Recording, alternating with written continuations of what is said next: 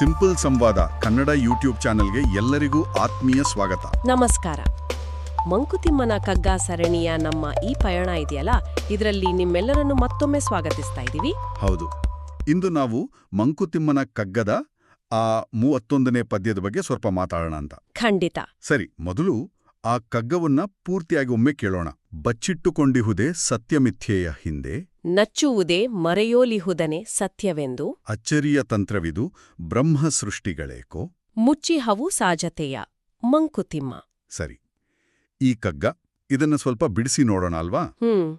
ಇಲ್ಲಿ ಡಿ.ವಿ.ಜಿ. ಅವರು ಒಂದು ಮೂಲಭೂತ ಪ್ರಶ್ನೆ ಕೇಳ್ತಿದ್ದಾರೆ. ಈಗ ಸತ್ಯ ಅಂದ್ರೆ ಪರಮತತ್ವ, ದೇವ್ರು ಅಂತ ಅಂದ್ಕೊಳ್ಳೋಣ. ಓಕೆ. ಮಿಥ್ಯೆ ಅಂದ್ರೆ ನಾವು ಕಣ್ಣಿಂದ ಕಾಣೋ, ಅನುಭವಿಸೋ ಈ ಪ್ರಪಂಚ. ಹೌದು, ಈ ಜಗತ್ತು. ಹಾಗಾದ್ರೆ ಈ ನಿಜವಾದ ಸತ್ಯ ಏನಿದೆ, ಅದು ಈ ತೋರಿಕೆಯ ಅಂದ್ರೆ ಈ ಬದಲಾಗ್ತಿರೋ ಪ್ರಪಂಚದ ಹಿಂದೆ ಅಡಗಿದ್ಯಾ? ನಮ್ಮ ಕಣ್ಣಿಗೆ ಕಾಣದೆ ಮರೆಯಲ್ಲಿರೋದನ್ನೇ ಸತ್ಯ ಅಂತ ನಂಬೋದು ಹೇಗೆ? ಇದು ಒಂಥರ ಬ್ರಹ್ಮನ ಸೃಷ್ಟಿಯ ತಂತ್ರವೇ ಒಂದು ದೊಡ್ಡ ಆಶ್ಚರ್ಯ ಅನ್ಸುತ್ತೆ. ಸಾಜತೆ ಅಂದ್ರೆ ಅದರ ಸಹಜ ಸ್ವಭಾವ ಮುಚ್ಚೋಗಿದೆ ಅಂತ ಡಿ.ವಿ.ಜಿ. ಅವರು ಕೇಳ್ತಿದ್ದಾರೆ. ಇಲ್ಲಿ ಒಂದು ಗಮನಿಸಬೇಕಾದ ಅಂಶ ಇದೆ ನೋಡಿ. ಡಿ.ವಿ.ಜಿ. ಅವರು ಈ ಕಾಣುವ ಜಗತ್ತಿದೆಯಲ್ಲ, ಮತ್ತೆ ಆ ಕಾಣದ ಶಕ್ತಿ, ಆ ಪರಮಾತ್ಮ, ಹೌದು, ಆ ಪರಮಾತ್ಮ, ಇವುಗಳ ನಡುವಿನ ಸಂಬಂಧದ ಬಗ್ಗೆನೇ ನಮ್ಮನ್ನ ಯೋಚನೆಗೆ ಹಚ್ತಿದ್ದಾರೆ. ಒಂದು ಸಿಂಪಲ್ ಉದಾಹರಣೆ ಹೇಳ್ತೀನಿ. ಈಗ ಒಂದು ಮಗು ಇದೆ ಅನ್ಕೊಳ್ಳಿ. ಅದಕ್ಕೆ ನಾವು ಆನೆ ಬಗ್ಗೆ ಬರೀ ವಿವರಿಸಿದ್ರೆ, ಬರೀ ಮಾತಲ್ಲಿ, ಹೌದು, ಬರೀ ಮಾತಲ್ಲಿ ದೊಡ್ಡ ಕಿವಿ, ಸೊಂಡಿಲು, ದಪ್ಪ ಕಾಲು ಅಂತೆಲ್ಲ ಹೇಳಿದ್ರೆ ಅದಕ್ಕೆ ಆ ಪೂರ್ತಿ ಚಿತ್ರ ಕಲ್ಪಿಸ್ಕೊಳ್ಳೋದು ಕಷ್ಟ ಆಗುತ್ತಲ್ವಾ? ಹೌದು, ಅಂದ್ರೆ ದೃಶ್ಯೀಕರಣದ ಕೊರತೆ ಇರುತ್ತೆ, ಗ್ರಹಿಸೋಕೆ ಕಷ್ಟ. ಆದ್ರೆ ಅದೇ ಮಗುವಿಗೆ ಒಮ್ಮೆ ಆನೆಯನ್ನ ಹೀಗೆ ಮುಂದೆ ನಿಲ್ಸಿ, ನೋಡು ಇದು ಆನೆ ಅಂತ ತೋರಿಸ್ಬಿಟ್ರೆ, ಓ ಸರಿ, ಆಮೇಲೆ ಆನೆ ಅನ್ನೋ ಶಬ್ದ ಕೇಳಿದ ತಕ್ಷಣ ಅದರ ರೂಪ ಸ್ಪಷ್ಟವಾಗಿ ಮನಸ್ಸಿಗೆ ಬರುತ್ತೆ. ಹೌದು ಹೌದು. ಆದ್ರೆ ಆ ಪರಮಾತ್ಮನನ್ನ, ಆ ಸತ್ಯವನ್ನ ನಮಗೆ ಯಾರೂ ಈ ರೀತಿ ಕಣ್ಣಿಗೆ ಕಾಣುವ ಹಾಗೆ ತೋರ್ಸಿಲ್ಲ. ಇಂದ್ರಿಯಗಳಿಗೆ ನಿಲುಕುವ ಹಾಗೆ. ಕರೆಕ್ಟ್.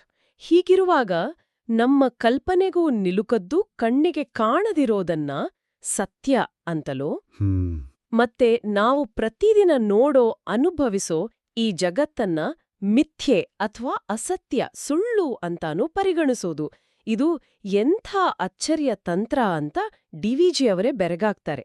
ನಿಜ, ಒಂಥರ ವಿಪರ್ಯಾಸ ಅಲ್ವಾ? ಹೌದು, ಸೃಷ್ಟಿಯ ಈ ದ್ವಂದ್ವವೇ ಒಂಥರ ನಿಗೂಢವಾಗಿದೆ. ನಿಜ. ಆದರೆ ಇಲ್ಲಿ ಇನ್ನೊಂದು ವಿಚಾರವನ್ನು ನಾವು ಗಮನಿಸಬೇಕು. ಕಣ್ಣಿಗೆ ಕಾಣದ್ದು ಎಲ್ಲವೂ ಸುಳ್ಳಲ್ಲ ಅಲ್ವಾ? ಖಂಡಿತ ಇಲ್ಲ. ಉದಾಹರಣೆಗೆ ನೋಡಿ, ಪ್ರೀತಿ, ವಿಶ್ವಾಸ, ಹೌದು, ಅನುಭವಿಸ್ತೀವಿ. ಹೌದು, ಅವು ಕಣ್ಣಿಗೆ ಕಾಣಲ್ಲ, ಆದರೆ ಅವು ಇರೋದನ್ನ ನಾವು ಅನುಭವಿಸ್ತೀವಿ. ಬದುಕಿಗೆ ಆಧಾರವು. ಆಮೇಲೆ ಗಾಳಿ ಕಾಣುತ್ತಾ? ಇಲ್ಲ, ಆದರೆ ಉಸಿರಾಡ್ತೀವಿ, ಅದು ನಮ್ಮನ್ನ ಜೀವಂತ ಇಟ್ಟಿದೆ. ಕರೆಕ್ಟ್. ಹಾಗೆಯೇ ವಿದ್ಯುತ್ ಅಂದ್ರೆ ಕರೆಂಟ್, ಅದು ಕಣ್ಣಿಗೆ ಕಾಣಲ್ಲ, ಆದರೆ ಅದರ ಶಕ್ತಿಯಿಂದ ಲೈಟ್ ಉರಿಯುತ್ತೆ, ಫ್ಯಾನ್ ತಿರುಗುತ್ತೆ. ಹೌದು, ಕಾಣಲ್ಲ ಅಂತ ಅದನ್ನು ಮುಟ್ಟಿ ನೋಡೋದಕ್ಕೆ ಹೋದ್ರೆ ಏನಾಗುತ್ತೆ? ಅಯ್ಯೋ, ಖಂಡಿತವಾಗಿಯೂ ಅಪಾಯ. ಅದೇ ನೋಡಿ. ಹಾಗಾಗಿ ಕಣ್ಣಿಗೆ ಕಾಣೋದು ಮಾತ್ರ ಸತ್ಯ, ಕಾಣದಿರೋದು ಸುಳ್ಳು ಅಂತ ಅಷ್ಟು ಸುಲಭವಾಗಿ ಹೇಳೋಕ್ಕಾಗಲ್ಲ. ಸಾಧ್ಯವೇ ಇಲ್ಲ. ಈ ಕಾಣುವ ಮತ್ತೆ ಕಾಣದ ಸತ್ಯಗಳ ನಡುವೆ ಏನೋ ಒಂದು ಸಂಕೀರ್ಣವಾದ ಸಂಬಂಧ ಇದ್ದೇ ಇದೆ. ನಿಖರವಾಗಿ. ಅದಕ್ಕೇನೆ ಡಿ.ವಿ.ಜಿ. ಈ ಅಗೋಚರ ಸತ್ಯ ಅಂದ್ರೆ ಪರಮಾತ್ಮ, ಮತ್ತು ಗೋಚರವಾಗಿರೋ ಆದ್ರೆ ಸದಾ ಬದ್ಲಾಗ್ತಿರೋ ಈ ಜಗತ್ತು ಅಂದ್ರೆ ಮಿಥ್ಯೆ, ಇವುಗಳ ನಡುವಿನ ಈ ಸಂಬಂಧ ಇದೆಯಲ್ಲ, ಇದನ್ನೇ ಅಚ್ಚರಿಯ ತಂತ್ರ ಅಂತ ಕರೆಯೋದು. ಜಗತ್ತಿನ ಈ ಸಾಜತೆ, ಅದರ ಸಹಜ ಸ್ಥಿತಿ ಈ ತಂತ್ರದ ಹಿಂದೆ ಮುಚ್ಚೋಗಿದೆ ಅಂತಾರೆ. ಅಂದ್ರೆ ಆ ಪರಮಶಕ್ತಿ ಕಣ್ಣಿಗೆ ಕಾಣದೇ ಇದ್ರೂ ಅದರ ಪ್ರಭಾವ, ಅದರ ಇರುವಿಕೆ ಎಲ್ಲೆಡೇ ಇದೆ ಅನ್ನೋದನ್ನ ಈ ಜಗತ್ತಿನ ಆಗುಹೋಗುಗಳೇ ನಮಗೆ ಸೂಚಿಸ್ತಾ ಇರುತ್ತೆ. ಒಂಥರ ನೆರಳಿನಾಟ ಇದ್ದಾಗೆ ಅಲ್ವಾ? ನೆರಳನ್ನ ನೋಡ್ತೀವಿ, ಆದ್ರೆ ಅದರ ಮೂಲ, ಹೌದು, ಮೂಲ ಸ್ಪಷ್ಟವಾಗಿ ಕಾಣಲ್ಲ. ಅದೇ ರೀತಿ. ಹಾಗಾದ್ರೆ ಈ ಅಚ್ಚರಿಯ ತಂತ್ರ ಅಂತ ಡಿ.ವಿ.ಜಿ. ಅವರು ಹೇಳೋದರ ಆಳವಾದ ಅರ್ಥ ಏನಿರ್ಬೋದು? ಇದರಿಂದ ನಾವೇನು ತಿಳಿಬೇಕು? ಬಹುಶಃ ಡಿ.ವಿ.ಜಿ. ಅವರು ಹೇಳೋಕೆ ಪ್ರಯತ್ನ ಪಡ್ತಿರೋದು ಏನಂದ್ರೆ, ಯಾವುದು ಸತ್ಯ, ಯಾವುದು ಮಿಥ್ಯ ಅನ್ನೋ ಈ ಚರ್ಚೆ, ಈ ಗೊಂದಲ ಇದೆಯಲ್ಲ, ಅದರಲ್ಲೇ ಸಿಲ್ಕಿ ಒದ್ದಾಡೋದ್ಗಿಂತ ಈ ಜಗತ್ತನ್ನ ನಡೆಸ್ತಿರೋ ಆ ಕಾಣದ ಶಕ್ತಿ ಇದೆ ಅಂತ ಒಪ್ಕೊಂಡು ಅದ್ರ ಮೇಲೆ ಒಂದು ನಂಬಿಕೆ ಇಟ್ರೆ, ಒಂದು ಭರವಸೆ, ಹೌದು, ಒಂದು ಭರವಸೆ, ಅದರಿಂದ ಮನಸ್ಸಿಗೆ ಒಂಥರ ನೆಮ್ಮದಿ ಸಿಗಬಹುದೇನೋ. ಎಲ್ಲವೂ ನಿಗೂಢವಾಗಿದ್ರೂ ಅದರಲ್ಲೊಂದು ವ್ಯವಸ್ಥೆ ಇದೆ ಅನ್ನೋ ಒಂದು ಅರಿವು ಮೂಡಬಹುದು. ಹೌದು, ಇದು ಯೋಚನೆ ಮಾಡಬೇಕಾದ ವಿಷಯವೇ ಸರಿ.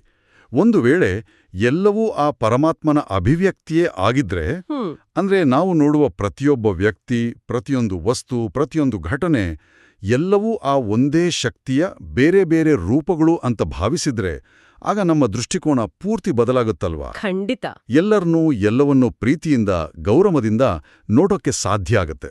ಆಗ ಸಹಜವಾಗಿಯೇ ಒಂದು ಸೌಹಾರ್ದಯುತ, ನೆಮ್ಮದಿಯ ಜೀವನ ಸಾಧ್ಯ ಆಗುತ್ತಲ್ವೇ? ಖಂಡಿತವಾಗಿಯೂ. ಇದು ನಮ್ಮ ದಿನನಿತ್ಯದ ಅನುಭವಗಳಿಗೂ ಅನ್ವಯ ಆಗತ್ತೆ. ಈ ಚಿಂತನೆ ಇದೆಯಲ್ಲ, ಇದು ಒಂದು ಮುಖ್ಯವಾದ ಪ್ರಶ್ನೆಯನ್ನ ಹುಟ್ಟುಹಾಕತ್ತೆ. ನಮ್ಮ ದಿನನಿತ್ಯದ ಬದುಕಿನಲ್ಲಿ, ಅಂದ್ರೆ ಈ ಕಣ್ಣಿಗೆ ಕಾಣೋ ವಾಸ್ತವ ಪ್ರಪಂಚದ ವ್ಯವಹಾರಗಳು, ಕೆಲಸ ಕಾರ್ಯಗಳ ನಡುವೆ ಮತ್ತೆ ನಾವು ನಂಬುವ ಆ ಕಾಣದ ಸತ್ಯದ ಅರಿವಿನ ನಡುವೆ ಒಂದು ಸಮತೋಲನ, ಒಂದು ಬ್ಯಾಲೆನ್ಸ್ ಕಂಡುಕೊಳ್ಳೋದು ಹೇಗೆ? ಒಳ್ಳೆ ಪ್ರಶ್ನೆ.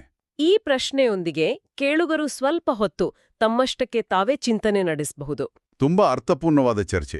ಇದನ್ನು ಕೇಳಿದ್ದಾಗಿ ಎಲ್ಲ ಕೇಳುಗರಿಗೂ ನಮ್ಮ ಧನ್ಯವಾದಗಳು.